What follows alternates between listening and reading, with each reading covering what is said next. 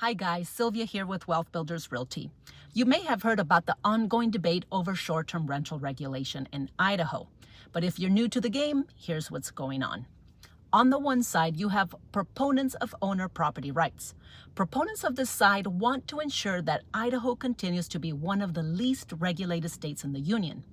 Current Idaho law says that other than for reasons affecting health and safety, state and local governments should stay out of the way of owners as they run their short-term rental businesses.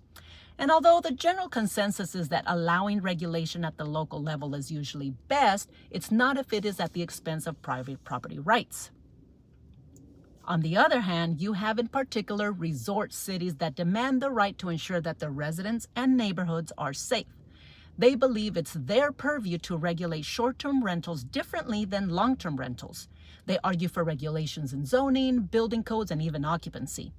Many of these cities throughout the state have implemented new rules on such things as emergency exits, smoke detectors, and even fire suppression systems.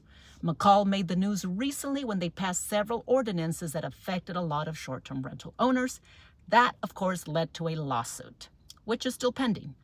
Needless to say, after the great COVID migration, short-term rentals in Idaho exploded, which has led to many legislation bills being drafted in an effort to address the ongoing concerns of both sides.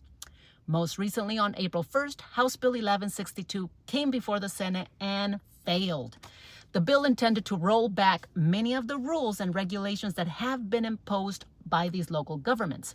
In specific, it stated owners cannot be required to live in the property for a specific amount of time before renting out the home. They don't have to hire a property management company for this business, and they don't have to purchase any additional insurance than what they already cover. However, it did offer some concessions to the other side. Local cities can require a license to operate. However, that fee is capped at $50. McCall's fee, currently $225.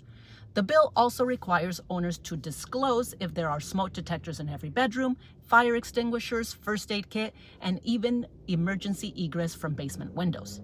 Since it did not pass, it is back to the drawing board for them. What do you think?